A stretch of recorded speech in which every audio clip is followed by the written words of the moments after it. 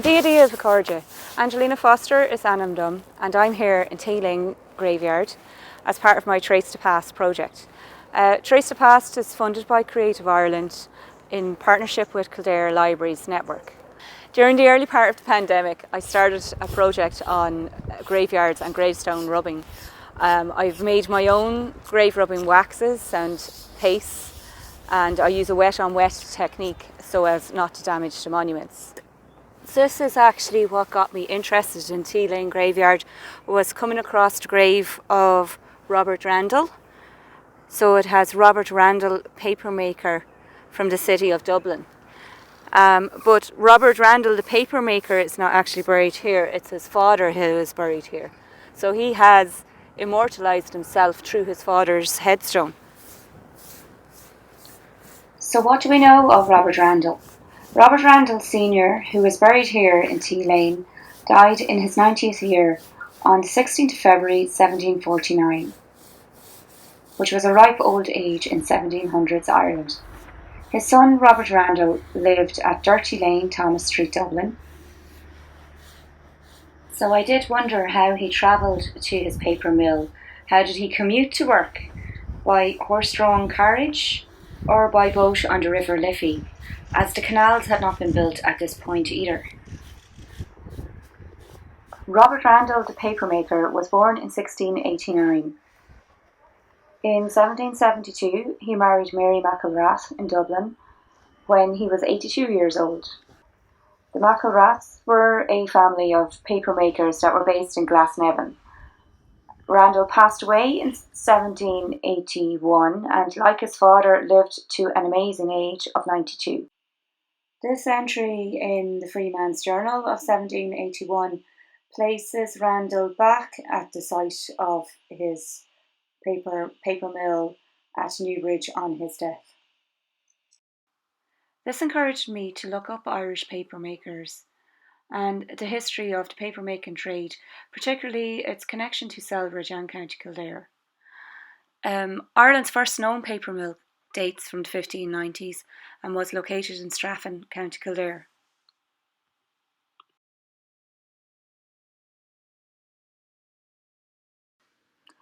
This is a map of paper mills in the Dublin region in 1739.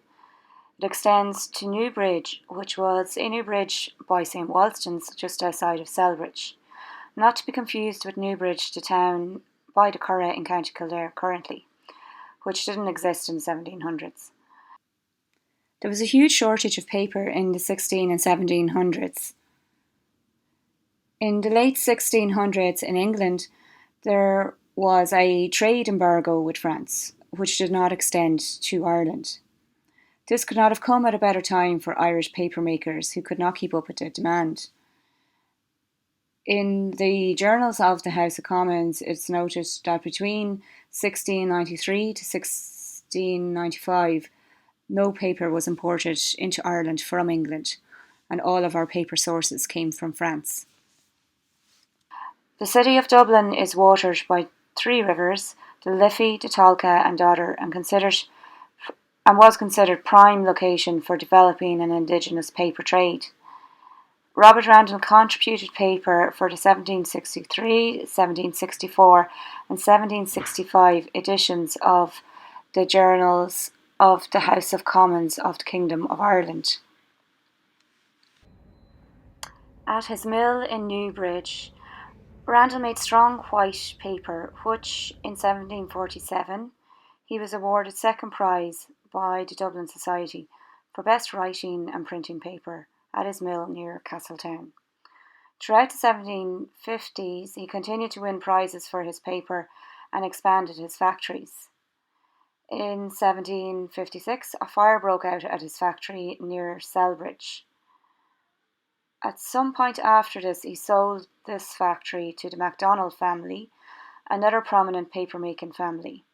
Also in 1756, he is mentioned as having built a white paper mill near Rathfarnham at a cost of £800, and had begun to build another mill at Little Newtown. Nothing exists of Robert Randall's mills today. However, Celbridge had another connection with papermaking in 1903. Mr. W. M. Callender set up a factory in Celbridge Mills to make paper from peat.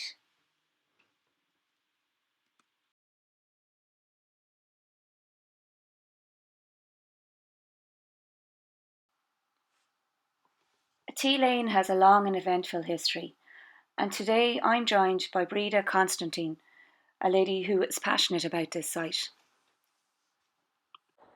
So, Falcher Road, Angelina, to Tea Lane Graveyard. We're always delighted to have visitors here. I'm the chairperson of the Tea Lane Graveyard Committee. So we were established probably about 6 years ago to restore the graveyard. It had gone like a home for the pigeons. So in a short space of time, a lot has happened. We have a conservation management plan and we're implementing that in stages. And our funding comes from the Heritage Council of Ireland, it comes from the local property tax, the Irish Georgian Society and Kildare County Council. So we're extremely grateful for all the funding we get. So as I say, you're very, very welcome. And you might wonder why we're called Tea Lane Graveyard. And the story behind that has to do with the lane that you've just come up to come into the graveyard. So that lane back in the day was a road where workers lived who worked in the mill. And those workers were from England. They were from Yorkshire, and they had been brought over here to live in cottages on the lane to work in the mill. But what happened was they drank tea, and they drank tea in bucket loads, and they used to throw the tea leaves out onto the lane. So the locals christened the lane Tea Lane, or if you're talking to a local, they'll say Tay Lane. So that's how come we got our name. So come on in, Angela, and I'll show you around. So we mentioned the lane. So if you look down there, you'll see what is now Church Road. So that was the lane. And it wasn't any old lane, in that road apparently was one of 5 principal roads that crossed Ireland. And it was known as the Slee War, or the Great Way. And it brought you from Dublin Bay to Galway Bay. And back in the 6th century, Saint Makua apparently was active along this section of the Slee War. And when he came here to Tea Lane, it was an established, we say, pagan site. So what he did was he brought the people that lived here down to the river, baptized them, and then turned the site into a Christian site. We'll walk over and we'll have a look at where he built his first church here in Tea Lane in the 6th century. Okay? So if you look here, Angela, you'll see the ruins of St. Macua's church. So when St. Makua built the church here in the 6th century, it would have been much, much smaller. So see here in the little image, it would have been a small wooden church, something like that. Now that's stone, but a much smaller church. So as I say, he built the little wooden church and then brought the people down to the river beside the mill and baptized them and established a Christian settlement here. He then went on his way along the Slee War over to Clondalkin, and you might be familiar with the round tower there. So he was responsible for the settlement over in Clondalkin that's associated with the round tower. In time, the little wooden church fell apart, as would happen, and then it was rebuilt in stone. And the new build then was a much, much finer church, and it went from this gable wall all along the way there over to where the tower is. You can see the top of the tower. So it was a much finer church.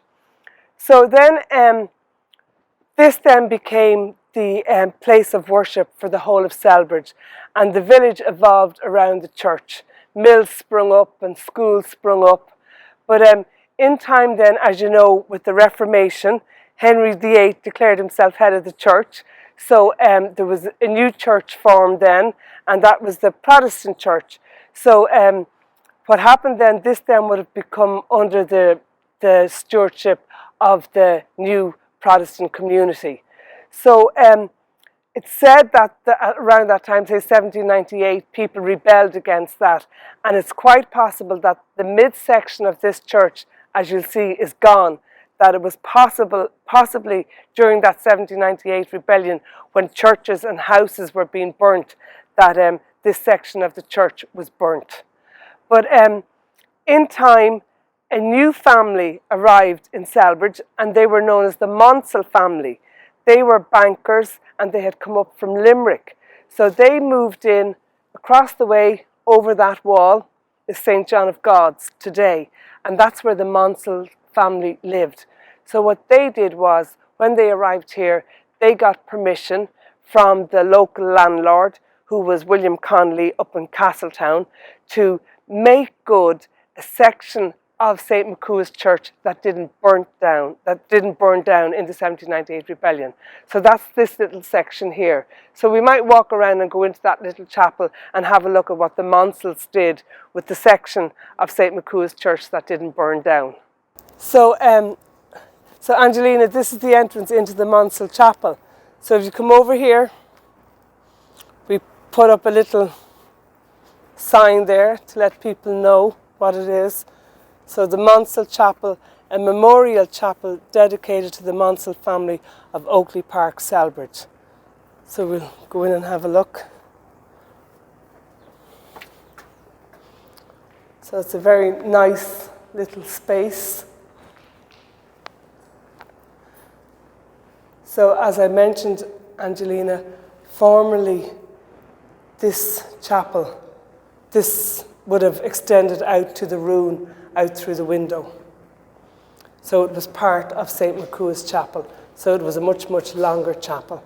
And then in 1798, when outside was burnt, this section didn't burn, and the Mansells then, they made good what was still standing of St. Macua's Church.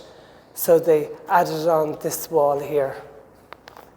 So it's now their own, the Mansell Memorial Chapel. And if you see here, you'll see their burial stones.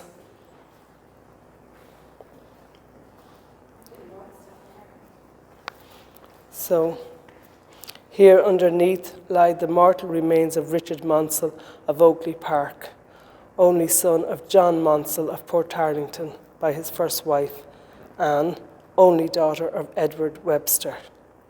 So this is the Mansell Memorial Chapel.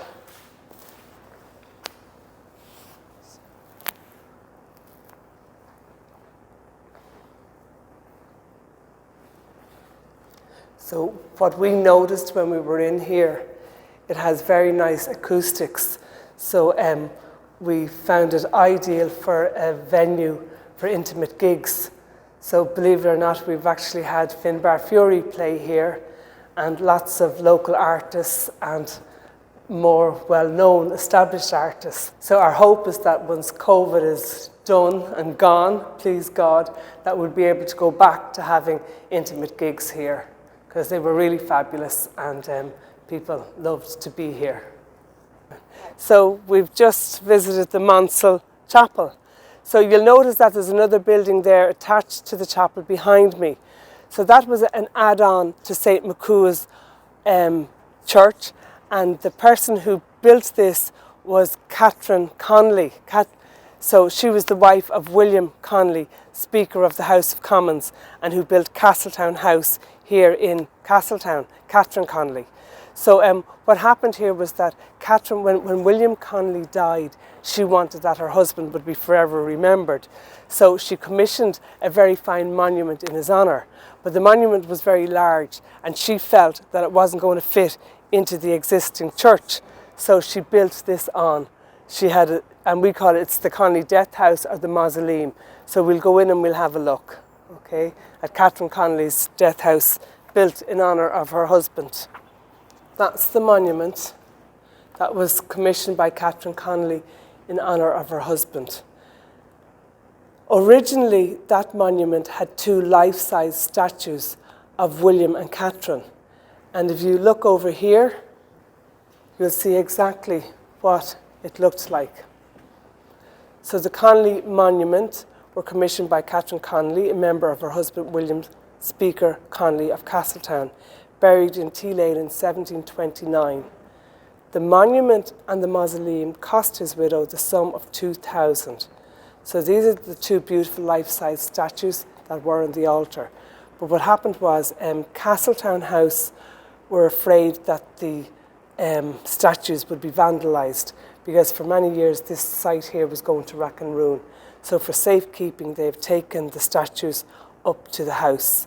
So as a conservation committee, we're hoping to get we feel we probably won't get the statues back, but we are hoping to get maybe replicas, because the altar looks a little bit bare without them.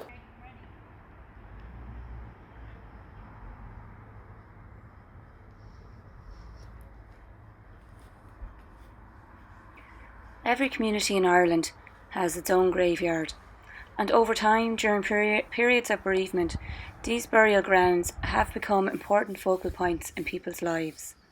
Graveyards can tell so much about family history, about social and political history. The honest man there. When I started this project, I became fascinated firstly with the symbolism carved in stone and history in graveyards all over Ireland. I loved the language used to commemorate loved ones, such as this one of Michael Dunn, who departed this life in August 1853. It was important for his widow that we would know her husband was an honest man. But what of his widow? What was her name and where is she buried? There are so many hidden symbols and stories in graveyards all over Ireland. I hope this film encourages you to explore your local history. There are some books which I'll add at the end, available in Celbridge Library, and there are also some fantastic references in the National Library of Ireland.